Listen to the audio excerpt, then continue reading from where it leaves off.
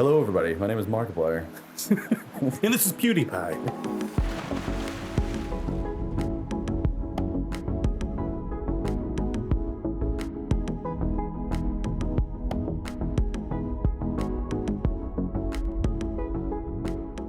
I guess we didn't really discuss if we're going by pseudonyms or not.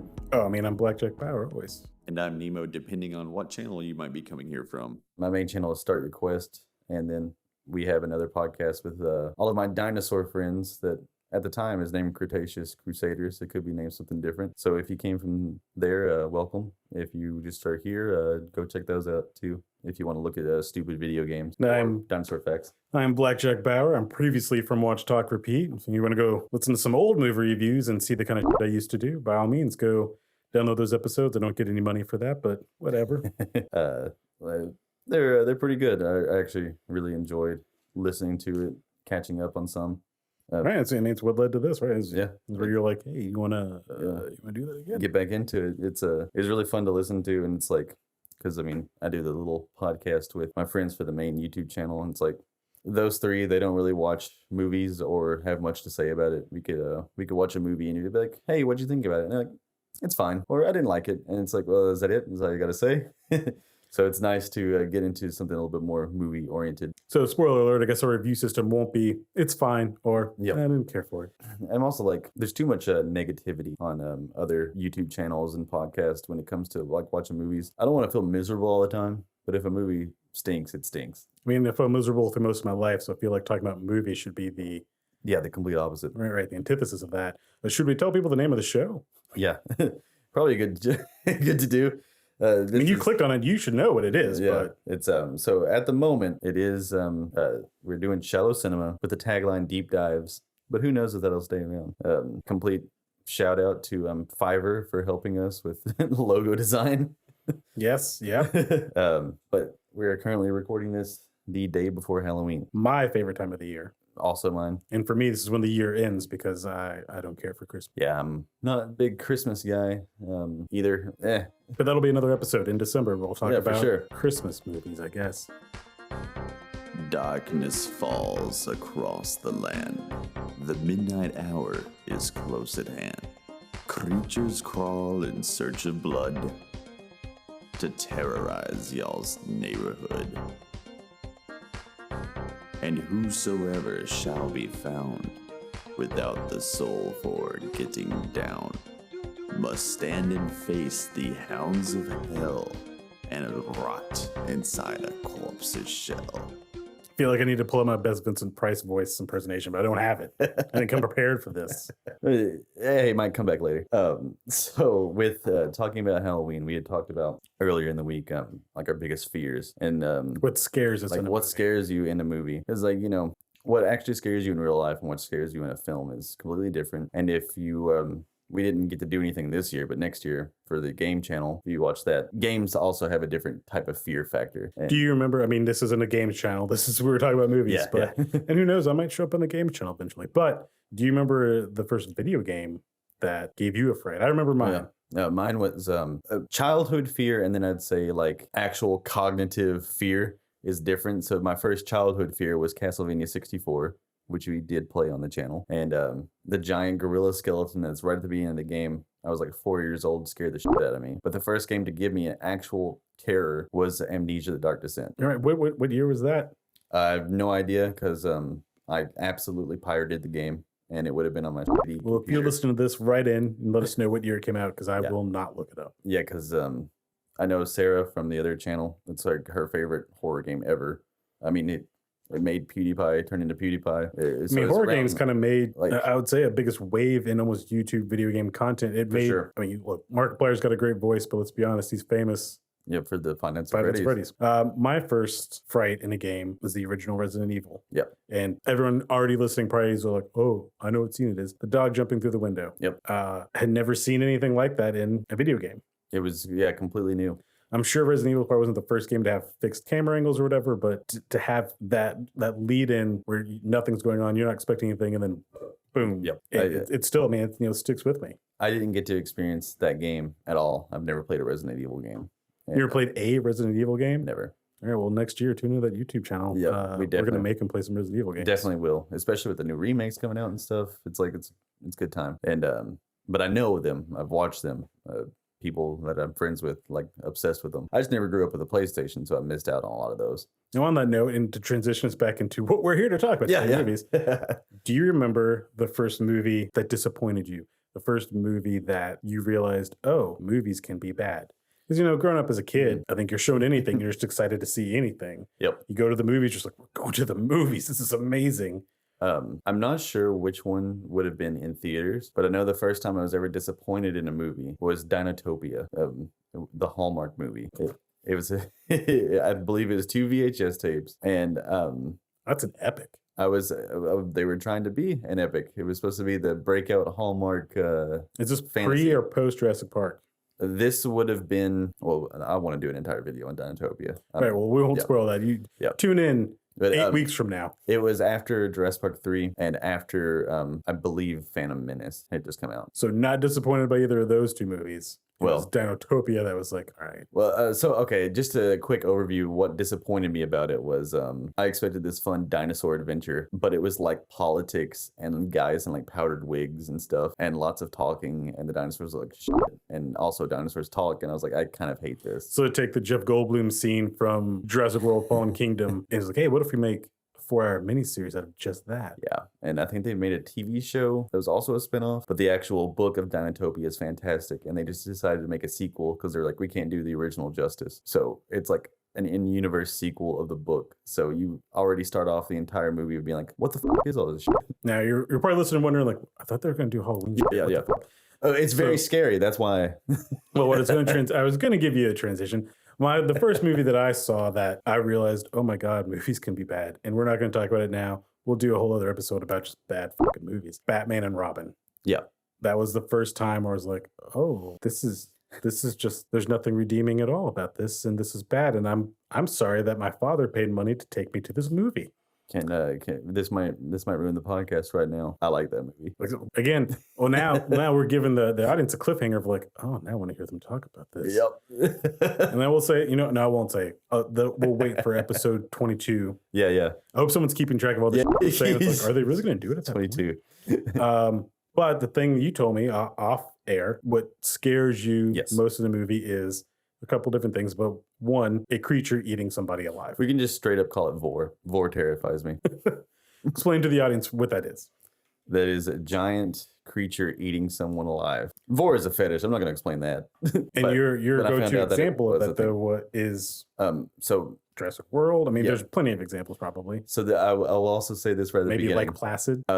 So if you follow my other channels, you know that I love Jurassic Park. So my rule is, I would like this to be the only episode where I mention Jurassic Park. I want to have a counter. I want to have a rule. I want there to be consequences. I can tell you all right now, this ain't going to be the only one. So there's a scene in Jurassic World where the character Zara gets eaten completely whole by the mosasaur. And I was like, it's really disturbing. It's really dark. Probably the darkest death in the entirety of the Jurassic Park series. Because you sit there wondering, like, she's alive. Yeah, she's definitely alive because you see her moving as it chomps down on the pteranodon. And then she's not chewed up, it just swallows her. And then there was a movie tie-in. Like if you got cards, you could go to I hope you're going to tell me there's Zara's tail from inside the stomach. They did a parody of that in the Lego game. She's like playing cards with the Indominus and the well, that's a way to take the darkest possible scene. She's like, no, kids, it's fine. She's fine. And but there was a lesson for children. If you went to Best Buy and you took part in the Oculus Jurassic World experience, they gave you like a bunch of collector cards. And the back of the mosasaur card is like, it has inverted teeth in its throat, so its prey cannot escape. I'm like, that's even more terrifying. Like, I was already having nightmares, and now you've made it worse. Yeah, there's just like rows of teeth that don't hurt you on the way down, but you can't get back out. So it's like, that makes it even worse. So that one, that was one that actually really disturbed me. I didn't like Farquaad getting eaten in Shrek. Like especially at the karaoke dance party at the end where he's singing "Staying Alive." I was like, I hate this. Again, anything can be a horror movie. But there's two major ones. I don't even remember the real name of the movie. It's the Grimm brothers. There's a scene where the horse like eats someone and it like you go down like the horse. Talking about the one with Heath Ledger and Matt Damon? Probably. The Brothers Grimm. I've kind of blocked that movie out of my memory, but that was a major one. And then the other one is something very recent, and so I'm not actually going to spoil it. I know what he's talking about. Yeah. Well, so we both will eventually. Later we'll talk about it, but because it is very current, I don't want to ruin it. And without saying what it is, I'll also say honestly, that's my favorite scene in the movie. Yeah. Oh wait. Okay. Now I'm Second lost favorite because I'm talking about a TV show. Oh. Okay. So now I'm interested. This one is a current TV show that I don't want to say the name of because it'll ruin it. Because you'll be like, oh, of course. And I think I know what it is. Yeah. But I won't guess on air. And there was one more movie where this happened, and it actually did like freak me out. You know what? There's a Nightmare on Elm Street movie where he eats one of them as basically a giant snake. That is true. Callback. It happens in Dinotopia.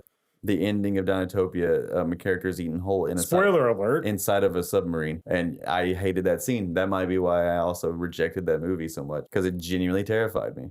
But the main one that bothers me the most was The Taking of Deborah Logan, if you've ever seen that film. So my terrifying, one thing as a person, I don't have claustrophobia, but I don't like being in a space in which I cannot move, which I guess is claustrophobia. I don't know. It's watching an advanced form. There is a name for it, but I'm not sure what it is. Like even like one of my favorite movies, Die Hard, scene where he's crawling through the air duct, and it's not like he's not freaked out, nothing else, but I'm uncomfortable because I'm like, you can't turn around. So all you have to do is go forward. Does Alien kind of bother you with that too? Or Aliens? Sorry. Actually, no. Even though I know what you're talking about too, is like the very kind of tight spaces, but he had enough space. He wasn't crawling like on his belly. He was like, I don't know, crab walking through that. Okay, that's fair. That movie scares me in a different way. Yeah. And so like things like drowning or being buried alive deeply upset me. It's not a good movie. There's a sequel to Carrie called The Rage. Yep. Carrie 2. I think I just had a crush on that girl. For a long time, I liked that movie. Yep. But there's a scene in that movie where when she goes Carrie and she's just tearing this high school party apart, she throws this jock into the pool. It's one of the kids from Home Improvement. And then she like, it's got it was very, can we get copyright strike for that? Maybe. It's got one of those automatic pool closers, which means she's closing it. He kind of gets hit in the head by it. He's not dead. And then he's trying to get out and he can't because the pool thing's closed. And it's like, it's almost more the fear of you're so close to air. Close. Yeah. But you're just going to drown knowing that it's just right there. Like, okay. That got me. So I've never seen that movie, but I've seen that scene. And I thought that was actually from one of the Final Destinations. That's from Home Improvement series finale, right? Yeah, dude. Yeah. Tim just up. Yeah, the neighbor finally crashed the fence down and drowned his kid. I think that's before Final Destination. But I now wonder if like there's little like, oh, hey, we could make a whole fucking movie out of this. Yeah, because that's the best scene in the movie. Is it feels like a Final Destination death. I mean, it's also filmed like one. Yep. Even Kill Bill Volume 2, when the bride is buried. Mm-hmm. Even though it's shot in this, I don't know, this side view, just again, the idea of like, not only can you not move, but even if you get out of this thing, like you're 6 feet underground. Like, yeah, that's scary. Terrifies the fuck out of me. And then also to bring it back to more Halloween stuff, a scene like that. You ever watch The Vampire's Assistant? It's no. Steve Brule. No. It's the books are really good. The movie decided to adapt like 5 of the books at once and then never make a sequel, so it just kind of sucks. But the main character turns into a vampire, but he has to kill himself, so his family thinks he's dead. But so the vampire, because he's not completely a vampire, I don't know, I don't remember. He gives him some kind of serum, so he's like, hey, you're gonna be immortal, you gotta do this, you gotta get rid of your family because it's gonna suck if you watch them grow old and die. So here's this serum, it makes your heart slow down, so just act like you killed yourself or you fell or had an accident. The coroners will think you're dead. So he does that. So has an entire funeral where he has to sit there and pretend to be asleep, and he gets buried, and he does like this scene where like this is already more terrifying because you also tell me he's immortal. Mm-hmm. And if you can't get and if you got, I don't know what this word's going, but if you got buried, you cannot die. You're stuck there. That is even worse. Yeah. So that's terrifying to me. And it plays it off as like comedy because it shows them like panning down, and it's like things like playing a Game Boy in the casket or something like that. And then it plays Red Right Hand, and he digs him out of the grave. And it's like, that's a little bit more disturbing than I think the people that made the movie realize. Because it's like, oh, haha, funny. This is like a good way to get him like turning into a vampire. But it's like, no, you could have left him down there for ages. Now, the other thing that does scare me is body horror. Mm-hmm. And that is actually of a genre of horror, probably what I like the most. As you guys will discover if you keep listening, I enjoy gore. Yep. Whether it's slapstick schlock levels or realistic. Now, I don't like shit like Eli Roth's Hostel and stuff like that. Didn't do it for me. Yeah, like torture porn. Yep. That's not what I mean. Like Solid isn't really like, it's not going to bother you as much. No, and I like older, 80s movies where they didn't have CGI effects either. They figured this stuff out with puppets, and even though it's not real, or it's a puppet, but it's physically there, and it's just like, that looks gross. I mean, so original, right? Yes, yeah. And original Nightmare on Elm Street movies, like they are grosser or more terrifying than the two modern ones we kind of got, where it's like, well, we have CG, we can just CG this. Like, okay. This is another thing we can segue into for future episodes, but I've only ever seen the original Nightmare and Freddy vs. Jason. You never seen any of the sequels? Nope. Well, I can tell you there's one you're going to hate where he eats somebody like a snake. Great. My favorite horror movie is The Thing. Yep. And which also, I would say is quintessential body horror. Major favorite on my end too, from the other channel, Sarah, her all-time favorite movie. And that works in different levels too. The terror of that movie isn't even the body horror. It is the paranoia and isolation. But the monster designs and watching the human body distort into our dog bodies or anything that the thing shifts into. Yeah. And that's what gets me. Actually, how relevant that is. I saw this today. Someone tweeted out, I love my job. Me and my bros get to hang out in a cozy research base in Antarctica. How can this place get any better? Oh, fuck yeah, this dog just showed up. That's pretty good. I like that. Now, it's not to say I don't enjoy a good slasher flick. I like all kinds of horror movies, and I'm a fan of everything a chance. I'm a fan of I'm a fan of bad movies. Yep. If they're good, bad movies. I think we discussed this before, but I think the worst sin, and probably something that if there is a movie that's coming out that we're like, oh, we'll go watch that, might be good for the cast. The worst sin a movie can commit is be boring. Bad and boring.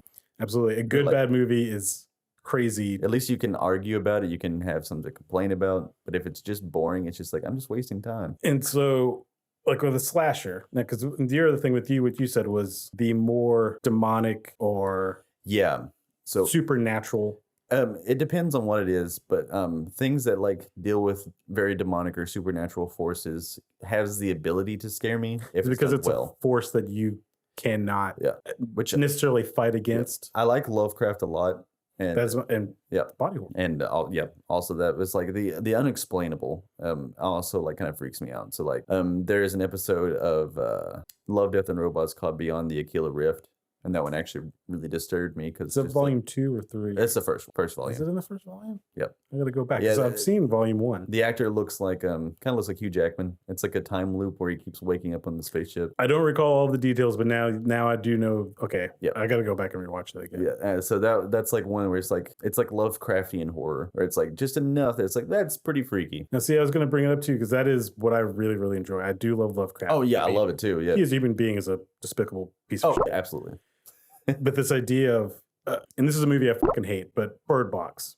Terrible movie. I'm also not a fan. 20 minutes in, I was like, oh, are they like Lovecraft monsters? Yep. Because we weren't being shown as the audience, and like what everyone was seeing is literally driving them mad to the point of suicide or murder. I'm like, Lovecraft. Yep. And of course, like, no, it's not. It's just fucking bullshit. It's stupid. It might as well be The Happening. But I love this idea of like the human mind can't even fathom what it's putting its eyes upon. And to the monster isn't even, maybe not even doing anything to you.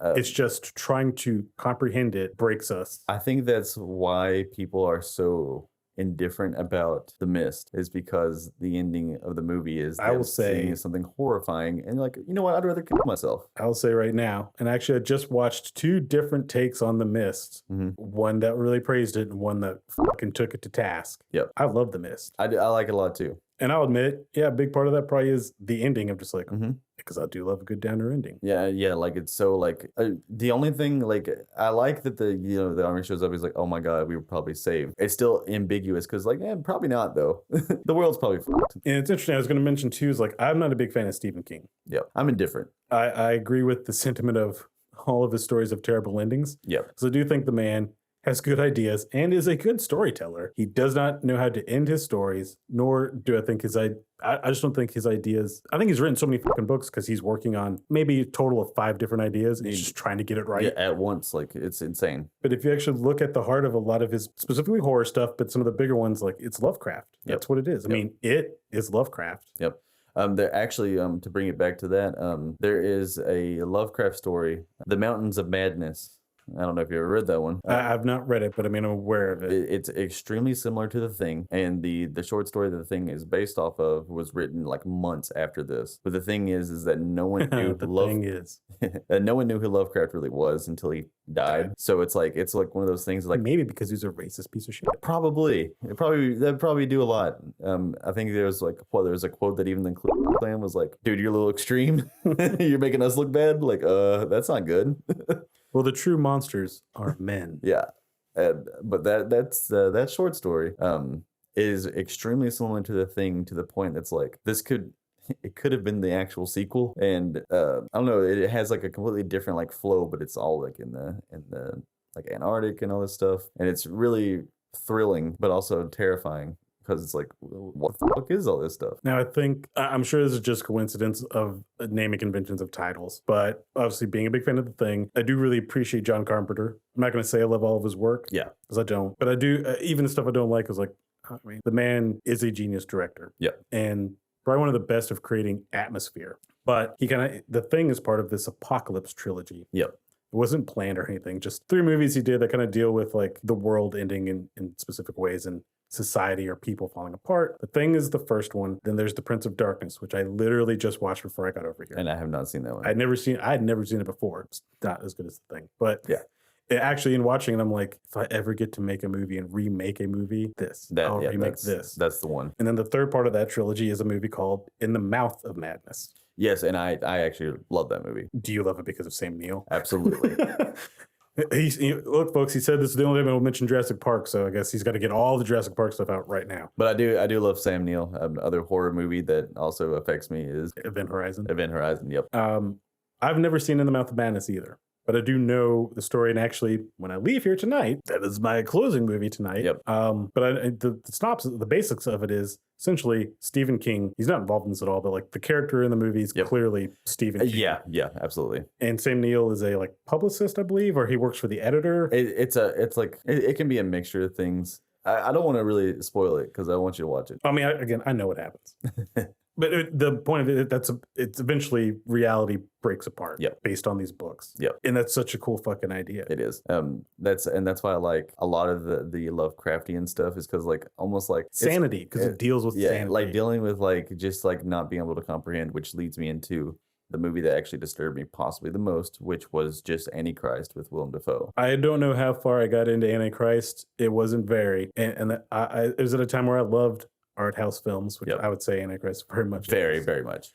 And I'm very familiar with Lars von Trier's work. Yep. And there is body horror towards the end. As one part that I'm very aware of being cut off.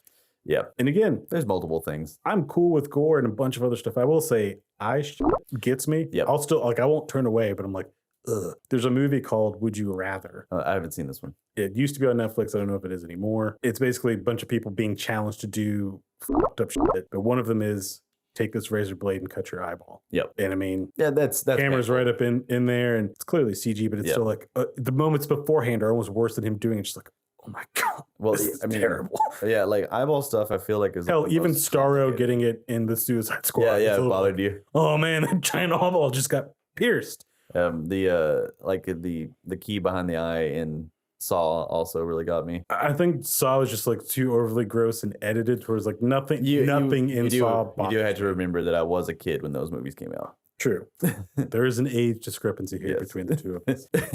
Like I was going somewhere with some of this, and now I don't remember where it was. We were just talking about like scary shit. Yeah, body horror and all that stuff. Like just what scares you, what like really gets you into the mood for like a movie, like what makes it effective. One, it's got to be done well. Honestly, it's something you mentioned too. Is like, and none of them really do it well anymore. They are just jump scares, and I'm for a jump scare. You got to earn it. It's like one of those unfortunate things that like I'm at the point where I only look at movies that I'm actually interested in, because I didn't want to watch Barbarian. I still haven't at the time because I thought the trailer looked really bad, because it's like when the trailer is like we're sitting there watching the Black Phone, the trailer comes on, and it's like from a producer of It, and from I hate that. Let's just stop right now. Yeah. I hate that tagline.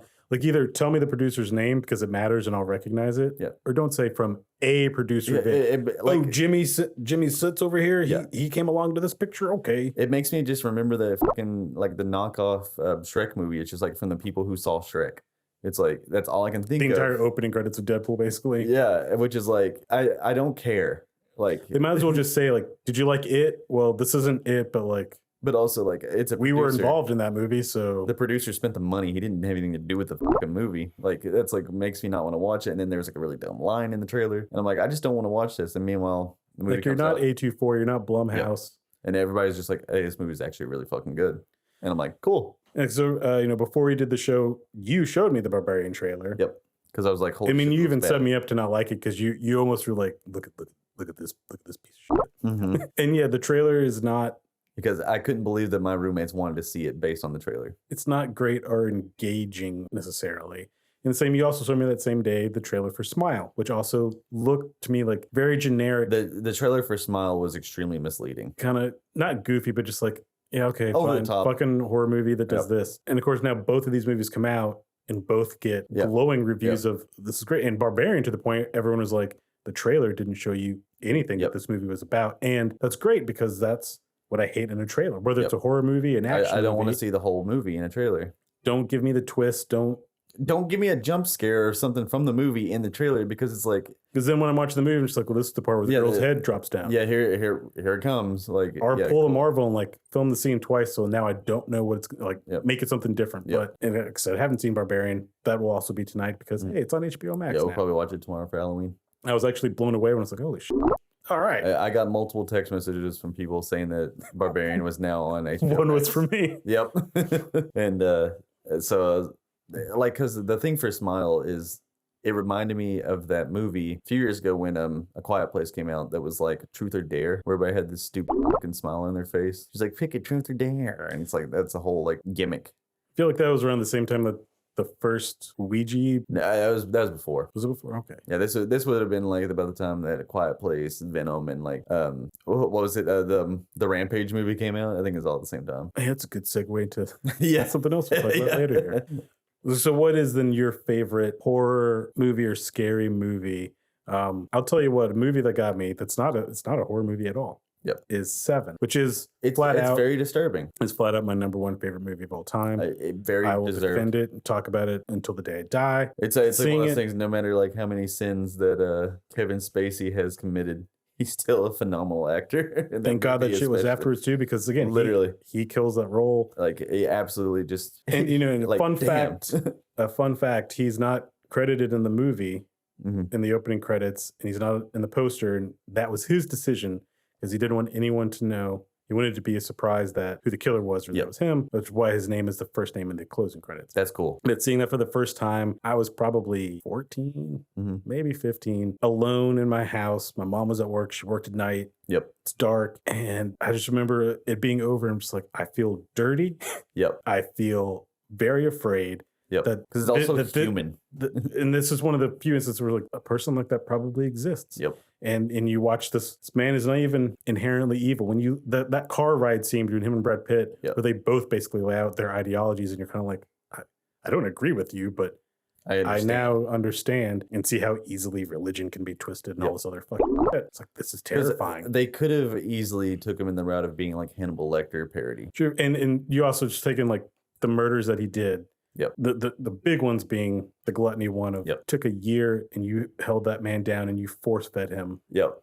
And this other one, you held him down for a year and kept this almost corpse alive, which is maybe actually that's one of the best jump scares in movie history. Absolutely. It's a really Because good you one. do not believe, and actually the actors in that scene, they did not know that that was an actor. They thought that was a puppet. They Yep. weren't told that it was going to move. Which is brilliant. Like just like fantastic, like just cinema by itself. And it really hits all the marks of being like, it's thrilling, it's engaging, it's a great story, but also scary without being meant to be a horror movie. Neither part two, and it's not a horror movie, right? But every character's, the actions that they take, you never go, that's dumb. Why would you do this? Exactly. Even Brad Pitt's character kicking down the door, it's like, you set up to me that he's impulsive and he, whatever, he Even- would do this. Even the ending, just like he's, you and know you what watch he's that gonna ending do. and you're even kind of like, don't do it, but you're also like, do it. Yeah, Kill this fucking guy. it's such a great example of. And you get that split-second flash of Gwyneth Paltrow's face. Yeah, and that's all you needed. You didn't need to show the entire fucking like this No, just obviously right. fake head. You didn't get any of the gore. Like didn't you do got that. Morgan Freeman's reaction, and even I'm like,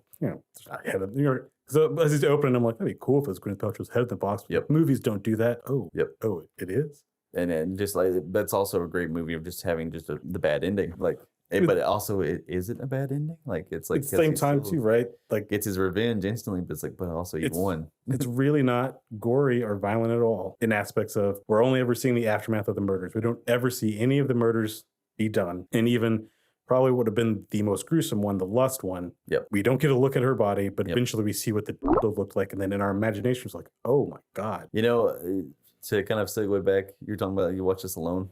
I watched that movie with my mom when I was a kid. I eventually watched it with my mom.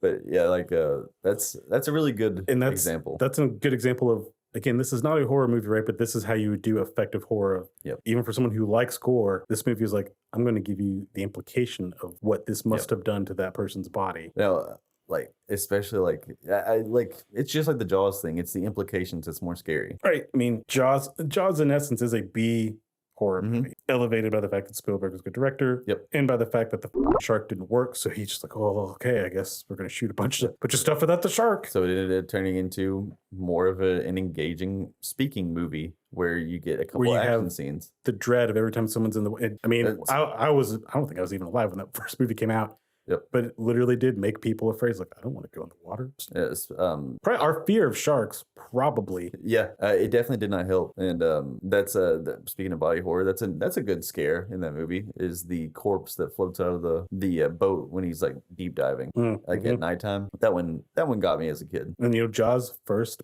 blockbuster, I believe that's where the term blockbuster came from. Also, is what gave us the PG rating. Yep, there's lots, and that's a pretty good one for like a horror example, and I guess that'd be body horror too, because it is just a bloated corpse with like his eyes are like all white and shit. Because it's not what I want. That's not what I say for body horror. I mean, I agree with your point, but for me, the body horror is. Because I guess at that point, it's just kind of a zombie. Like, it's not as scary. Like, have you ever seen The Fly with Jeff Goldblum? Of course. That is pure body horror, because it's almost like if you take cancer, actual cancer, and make it a horror movie villain, so it's The Fly. I see what your differences is for body horror. So, like, a Walking Dead zombie, it's not going to bother you. No, and that means just a zombie. There's no body horror there. Even if the zombie's eating somebody, or in the old Romero movies, pulling them apart. Yep. It's like, yeah, it's cool gore. It's not body horror. And again, I'm not like, oh, not body horror. Yep.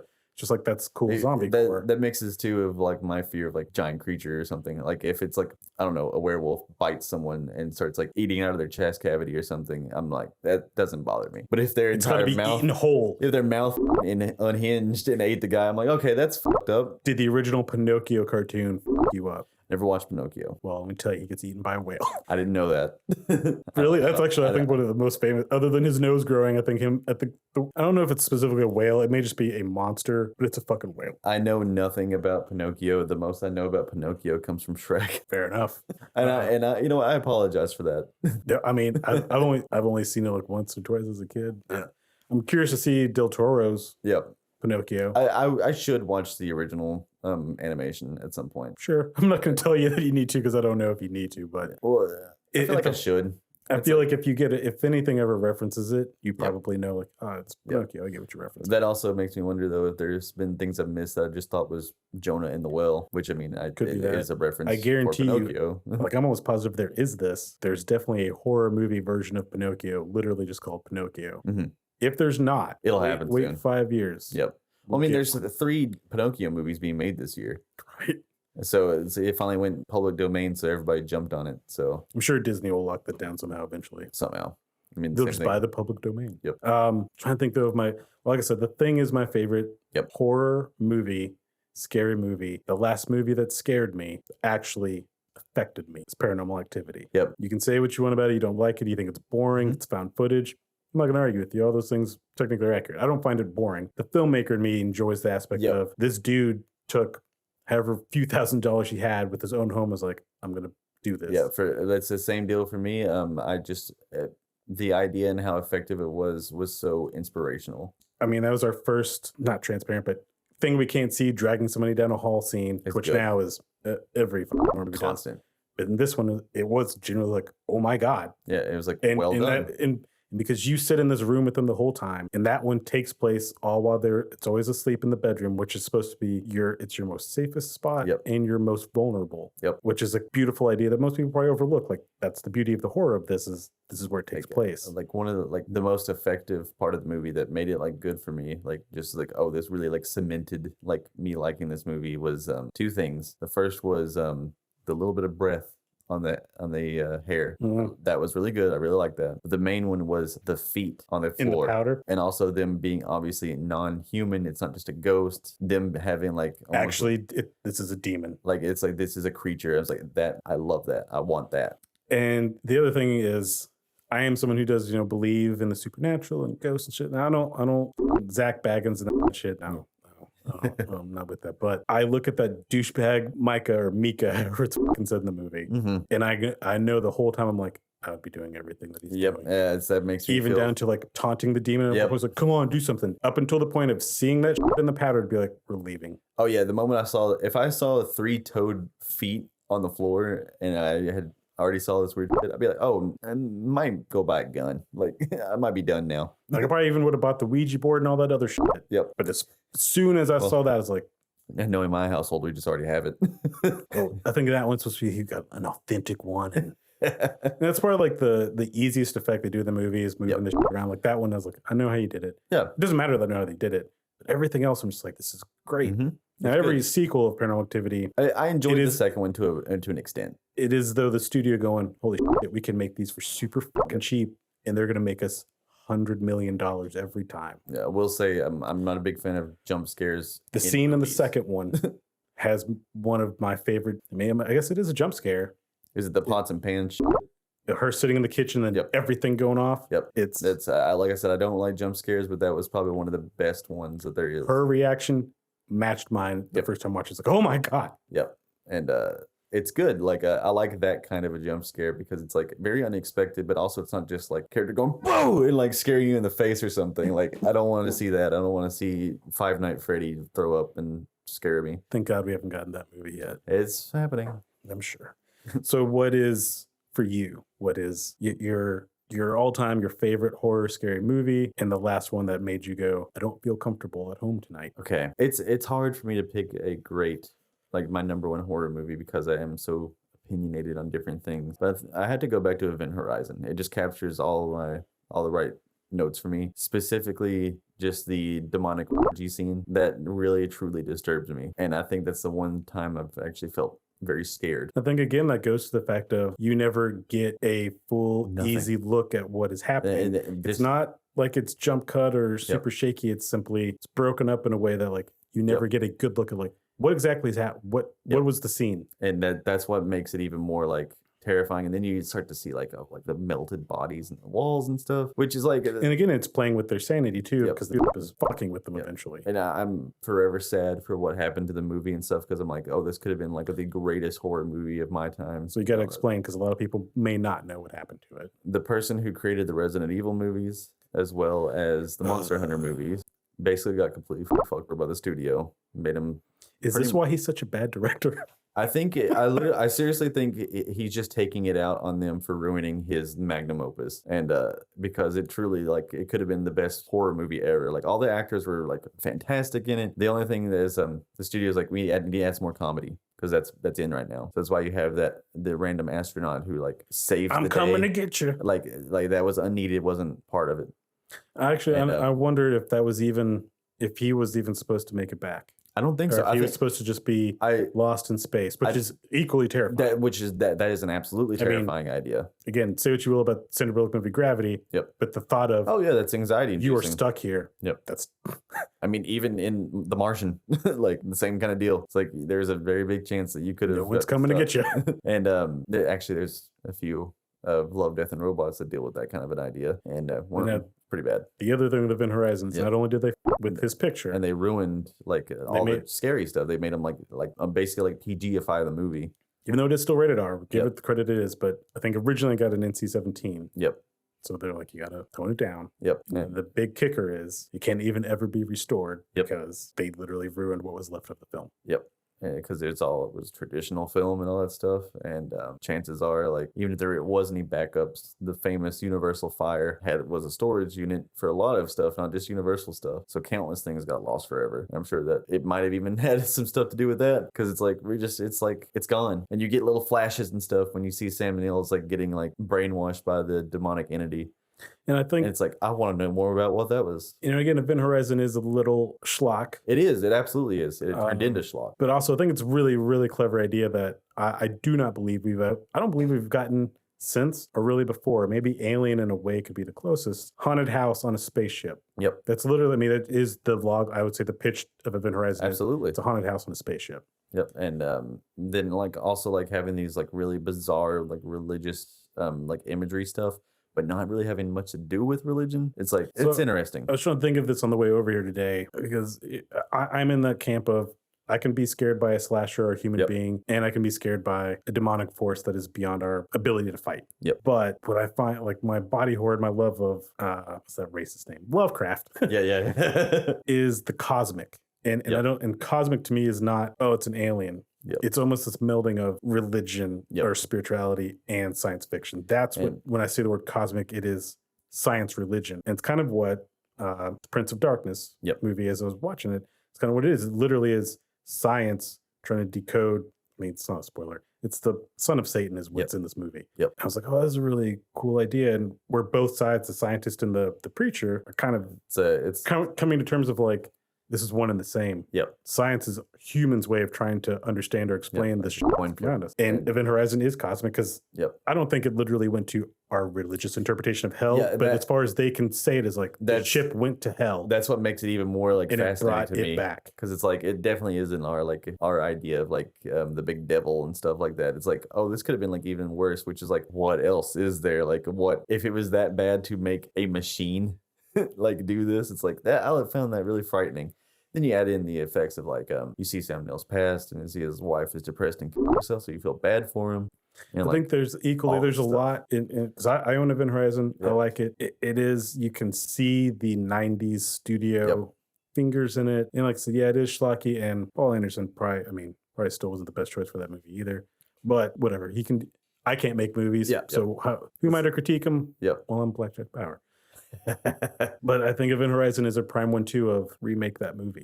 This is one to remake. It's prime. I can give it to like Phil Tippett. Like, let's go with it. Like, make it all out. Like, and hell, I'd almost even say like remake it with the original cast. They're all still alive. Yeah, and I'm sure they would love to do it. I mean, Sam Neill loves being in weird shit. Like, it would be really good. And I know it was my first time seeing, even though I don't know how scientifically accurate it was, seeing someone in space. And like the effect of space on the human body. And it's like that also, it's a very tense, very well shot scene. That's what I said. Like, the movie literally has everything perfect for a horror movie, but then it's just like it just like has all these awful things that just kind of fall apart. And it kind of fumbles in the ending, but I also think that is I don't think that was the original ending plan. It was like, oh fuck, we just gotta. They want like fire and a big action ending, so I feel like the ending would have been them all succumbing. Like, I truly feel like it would have been a bad ending. Hell, I'd say, you know what? Give it to John Carpenter. He's still alive. Let him do it. And then going with that, the thing that scared me most recently actually wasn't a film or a show. It was an internet miniseries thing called The Mandela Catalog. It's analog horror, and it really hits the right notes. You're right. Recommendation noted. And Mandela Catalog. I think so there's another YouTuber, his name is Wendigoon. He's getting huge. I really like him. He is from Tennessee. He is still religious, and I think he's a Sunday school teacher. And I was raised Pentecostal, so while I'm not religious anymore, certain things like that can bother me at some points. Like, it really, like, I guess almost like sacrilegious stuff.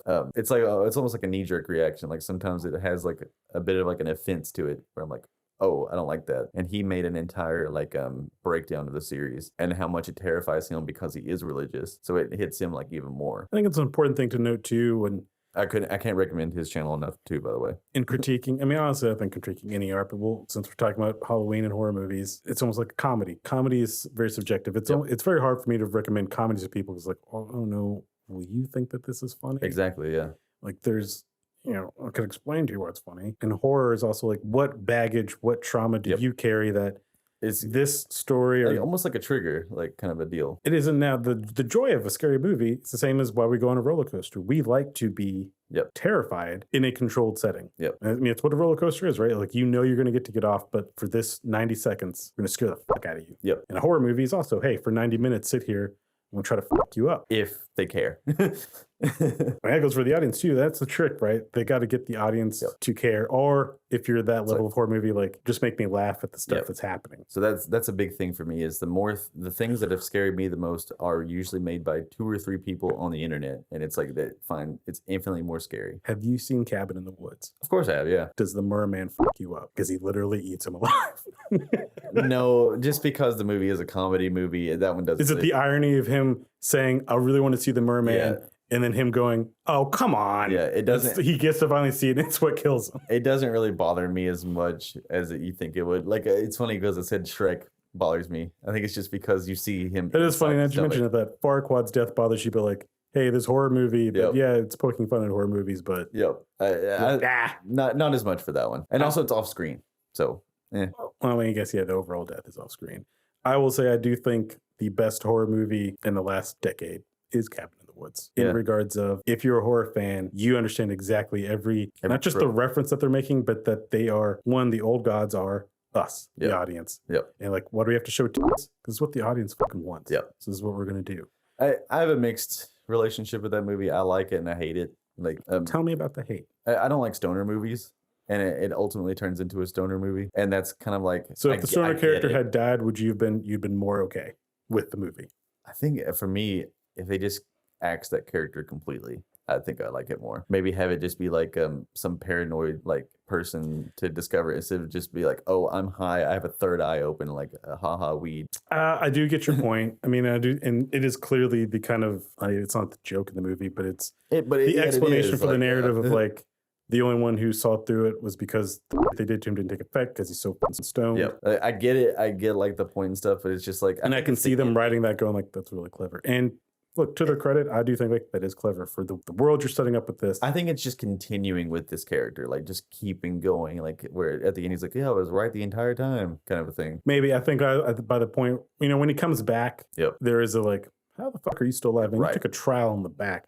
But at the same time, it's like, oh, horror movies do this shit all the time. Yeah, absolutely. So they kind of had free reign. Like, we can kind of do whatever because we are literally chastising horror movies for being this. So I think that's why I'm so mixed on the movie. But I was so... all the creatures is like, oh, I love every single bit of this. I was so bought in. And I didn't see any trailers for this movie. Because from what I understand, the trailers ruined the twist. I don't even remember if I even saw a trailer for it. So the twist hits me. I'm just in for at this point, like, I'm in for this fucking ride. And then, look, I'm a big Nine Inch Nails fan. The fact that this movie ends with a Nine Inch Nails song and with the old gods, with the end of the world, I'm like, this fucking movie. I could see you liking that a lot. I think the thing for me that bothered me too is making zombies the main threat for the beginning. But the thing is that zombies were popular at the time. So I'm like, it fits in perfectly with what the message they're trying to say. So I'm like, I can't hate it, but I'm also just slightly disappointed. I bet in the writing and probably pre-playing this movie, because you look at that whiteboard where they're taking bets. Everyone's already memed it and pictured it, like all the shit that's on there. I'm sure there was debate of like what monster do we actually use? Yeah, like exactly. Like, and zombies, the zombie hillbilly family is probably like, this works the easiest and the best for us to get our narrative where we need to go. And also, if it was the Hellraiser guy, I'd just be like, well, they won't escape that. And also, it's very sellable, very Halloween costume, like that kind of stuff. I don't know if anyone does Halloween costumes of Cabin in the Woods. I mean, you can. But technically, Cabin in the Woods is a Halloween costume. So it's like, we don't have the rights to Hellraiser, so this isn't Pinhead, this is Buzzsawhead. Yeah. And then they had like I like that all the little like things like the elevator and stuff was actually like kind of like, I think it was like practical, the actual like rooms moving around like it was like a miniature model with the I think it's a lot of different matte shots overlaid on top of each other. There was something going on there. It was like, oh, that was really impressive. Where it's like I appreciate the movie, but I don't know if I like. It's like I don't hate it, I don't love it, but I'm also, it's one that'd be like, I'd watch it again. So what are you gonna watch? Are you gonna watch something for this Halloween? Yeah, I will watch Barbarian tomorrow. Sound almost resigned to it. Well, I'll watch Barbarian. I mean, I gotta. In 2020, we actually did an entire 31 days of Halloween movies. And, 2019, and it was really fun. And we had a big debate in the house. Actually, is the thing actually Halloween movie because they were like, we had the argument that it doesn't fit for Halloween. What was the? Is it because it's an alien, so it's sci-fi? Yeah, it was that was the big argument too, is because we had one person who was like, I would find it more frightening and stuff if it was snowing outside, like just atmosphere and stuff, and because it wasn't just horror movies on our list. We watched like Hubie Halloween and shit like that. I'm so sorry. Yeah, and like I think that the thing is very much a Halloween movie. I think sci-fi. I mean, Alien, which we watched Alien and Aliens is for sure. Well, so here's the difference, right? Alien is for sure a horror movie. Yep. Is it science fiction? Absolutely. They're fucking in space on a ship. That's sci-fi. Aliens is an action movie. Yep. There's nothing. I mean, you could say there's scary parts of it, but it's not a horror movie. Yep. It is an action movie. So you can see why this year we didn't really do that. This was a tumultuous debate, apparently. Yeah. So is Die Hard a Christmas movie? Find out in December. Yeah. So yeah, I'm like, I'll probably watch Barbarian. Yeah, mostly because we are doing trick or treating and stuff, so we'll probably be out for a little later. I've got a whole list. We're giving out candy. We're not going trick or treating. I'm not that young. Now they're doing full bars here. But yeah, I today I went through my collection and my streaming channels, and I've got a list. Tomorrow I will be couch comatose. Yep. Just watching some fucking scary shit. And it rained today, so I'm gonna go outside and fluff up the spider webs a little bit better. I will close out with Halloween. Yep. The actual movie Halloween. Yep. Maybe sacrilegious though. The 2018. Don't get me wrong, I do love the classic, and it started the slash. Let me take that back. It started the slasher genre. Yep. And I could probably have a whole other conversation about Michael Myers / The Shape versus Jason Voorhees. You won't get a very good conversation out of me because I've only seen the original. I don't even know that much about him, but I know enough to nerd out, I guess. But I'm not a huge Halloween fan. I didn't like Michael Myers or care about him until the 2018 movie. Yep. That just, I don't know. There's something about that. Was that the Rob Zombie one? No. Or am I wrong on that? The 2018 is the beginning of this new trilogy. Okay, I understand. From David Gordon Green. Yep. Rob Zombies, I think, is from 2011. Okay. And actually, I bought that day one. I didn't see it in theaters, but I bought the unrated director's cut. Yeah, yep. Fuck yeah. Rob Zombie Halloween. So I'll tell you what, I liked Devil's Rejects. Yep. I grew to love House of a Thousand Corpses. Mm-hmm. So I was like, fuck yeah, this would be great. Maybe I should rewatch Rob Zombie's Halloween. Maybe I will add that to the list. I'll watch his Halloween because I didn't like it. I never saw it, so I don't know. After watching it, I immediately took that to fucking like half price books. And like, here you go. You give me $2? Cool. Yep. Fine. Let's be done with it. It's funny that you say that. Like the calling back to Dinotopia, I immediately gave it to like a little cousin. I was like, I don't even want this in Here's my some house. trash. Like, get it out of here. So yeah, I'll also watch Barbarian though, and so we can do a little next episode. We can do a mini review of Barbarian and see, and I guess we'll go and say spoilers for it because like we will absolutely when we talk about it ruin whatever the fuck happens in that movie. Yep. But I'm very curious what the trailer did not show me and what is going on in this movie. Yeah, because it really felt like even the beginning of the trailer felt like a commercial for like. This would be one of the AMC theaters. Like, enjoy the movie. Haha. Movies are better here. Yeah. Nicole Kidman. I'm very sick and tired of that. We need to find a new theater. I think he's probably gonna have it wherever you go, though. It's. I've never seen something, and as you will know, I'm not well versed in Gen Z speak. Yeah. I've never seen something so thirsty. Just like, please come to the movies. Where it's like, I'm already here. Yeah. I came. And like, I think what bothers me too is all the movies they're showing is like from 2015. So it's like, update your damn commercial. This is what we had the rights to. And that's an entire rant about AMC. But yeah, with horror stuff, I do like I never really seek out watching horror movies that much anymore. Any of the A24 movies, I'm like, okay, show me what you had to offer. Like I really liked Hereditary. Forrest from my game channel, their favorite movie. Like loved it. I did not. I'm mixed. I like it. I don't like. I'm not like I won't put on it. I'm not even gonna really critique it. Beautifully shot movie, incredible performance from Toni Collette. I think if you take her performance out, would people have talked about this movie as much? Probably not as much. We should do an episode where we bring Forrest in just to talk about Hereditary because they went into a giant like deep dive, like researching the meanings behind imagery and stuff. And this is the reason I don't like it. Is that Yep. Is you don't want to feel like you have to research to understand the movie. As a director, as a storyteller, I want you to leave me Easter eggs. I want you to visually make me have to work somewhat to figure out, like, oh, this. I mean, hell, the first Halloween, the classic from John Carpenter, it's one of the old movies that does this. If you watch that again, what he does is he makes you look at the edges of the frame for Michael. Yep. Because there's a scene with Donald Pleasance, and the car we know Michael's in happens to drive in the background. Camera doesn't focus on it, doesn't cut to it, but it's there, and it is creating the atmosphere of like he is lurking around this town. Yep. So yeah, in Hereditary, there's all these little witch symbols and all this other shit. But Ari Aster never once tries to even explain to us, what the fuck was that symbol? What did that mean? Yep. I get it. Eventually it's witches and they're bringing back whatever. But even that, to me, also her finding the family photo album and putting all the pieces of it that does put together. Yep. It is we got 10 minutes. We gotta wrap this up. Yep. It was like, what? You just spent almost 2 hours dicking around and now you're just like, it's witches. Yeah. It's like I said, we should do an episode about that where we have Forrest come in and talk about it, because it'd be really good to talk about. I've watched the movie 3 times, and every time I do find something else that I actually really enjoy enjoyed about it. But like a lot of the A24 stuff, I want to see, is this actually going to be very scary? Like most of the time, not really, but also it's more interesting. So I'm like, I'm with you. I'm okay with this. Like even like Midsummer. It's like it's not really exactly completely horror, but it has horror elements. I'm like, I'm more interested in some of this stuff. Like it feels nice to just like discover everything. And I do think with that one, he told his story better. I did like it more than Hereditary, because like the mural at the beginning, which is literally like, here's the whole movie. Actually, I'm telling you exactly what's going to happen. I'm like, oh. Yep. That's cool. And you can put it together on your own without going to like, all right, Google and YouTube. Someone else, please explain this to me. Yeah, let's do 103 essential things that you missed when you watch this movie. We'll put a bunch of red circles around the girl's head on the ground. But I am looking forward to watching X. Don't know if I know this one. It's a 24 movie. It's from Ty West. It came out earlier this year. Is that the one that's part of like a It's really a whole trilogy? Yeah, okay, yeah. That I didn't know at the time, but he got two of them out in this year. I haven't watched into that yet. I didn't know that was the name of the new one. Or the next one. The first one is X. Then there's Pearl. Okay, it was Pearl that I knew about. I didn't realize the X one. I don't know what the third one is titled. Yep. Triple X. Vin Diesel's involved. He returns. The king. What a bold title though for that fucking movie. Absolutely. Like there had to be a fight about that, right? Absolutely.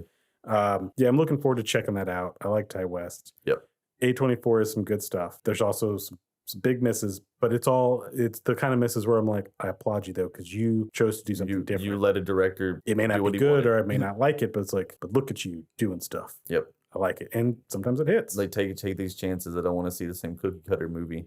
Like I'm glad to see something. And that is the type when you have a trailer and it's like from A24, you're like, oh, okay, yeah, all right. Yep. Let's see. I kind of know what I'm in for here. It's nice because it feels like it used to be like oh, you see the Universal logo throw up. It's like, oh, this is going to be a really good monster movie. And I was like, this is going to be a really good Fast and Furious movie. Yep. Like it's nice to see a studio logo and be like, oh, okay, I'm actually like, they're coming out with another movie. Let's watch it. Like, and I hope they stay that way. I hope so. And unless they get too big and eventually Disney will be like, we like money. Come here. Yep. Come on over here, fellas. But we should close out with, on that note, though, talking about Disney. Yep. Close out for the Halloween. We both also watched. Which we could do a bigger episode because we want to. Unfortunately, with cinema, Marvel is firmly right in the center of modern movies, and it probably will be forever. So I figure we might as well bite the bullet, and we should go through each of the Marvel movies at some point, do a just little off episode. And so I'd like to go into a bigger in depth on what was it, One Night in a Werewolf. My Night as a Werewolf. Yeah. Werewolf by Night. Okay. For you fucking nerds who are losing your minds. Yeah. So we could do something more in depth later because we'll go through the Marvel timeline and we'll talk about stuff. But so that's literally at the end of the timeline. So fuck it. I will say at the very least, here lately, a lot of Marvel special effects have been real shoddy, subpar. And we know the exact reason why.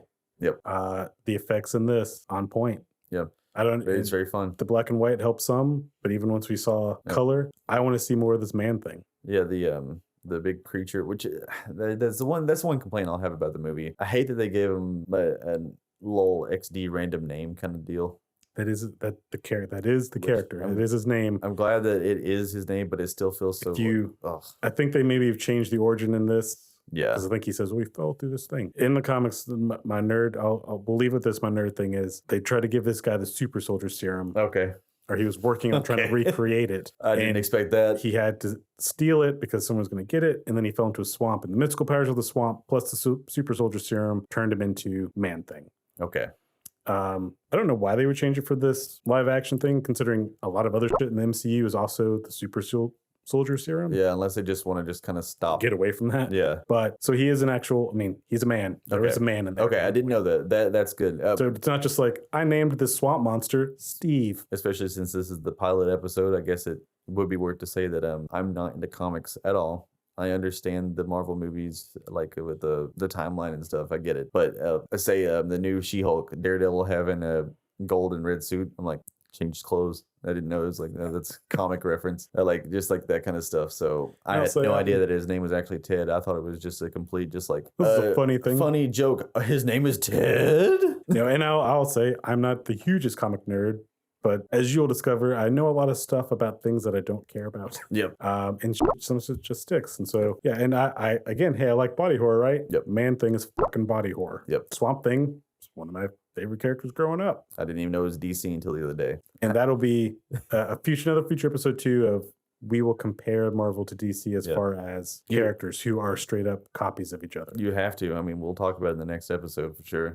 And teaser. Yeah. But like I enjoyed what it was. I literally took a bath and watched it. Well, I wasn't quite as comfortable as that as I watched it, but it was very good. And I, when it ended, was immediately like, oh no, I want more. Yeah, I did feel that. But at the same time, I like more. I like Marvel doing these event I think shows. I rather would have had more one-offs like that. Like I didn't exactly want to stay with the characters, but I want more stuff like that. Yes, that's what I mean. I want more one-offs. I do want to come back to our werewolf and our Man-Thing and our human protagonist Elsa. Yep. So I mean, I do want to see these characters again. But I do want just other one-shots, I guess. I don't want to blow your mind or anything like that, but there's a movie called Frozen. You can get you some more Elsa. I can't wait for Disney to get so desperate that they start crossing over and Olaf is fighting fucking Galactus. I want to see that. Oh, yeah, that'd be good. Or Olaf meets the Human Torch. Yeah. One of them's going to die. I hate that. I hate that is actually completely possible. That's a Kingdom Hearts game.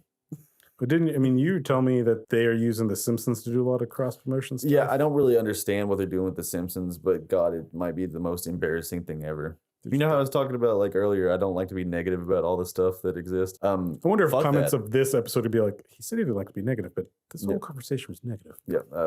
The entirety, I grew up loving The Simpsons, and I just, it kills me to see what it turned into.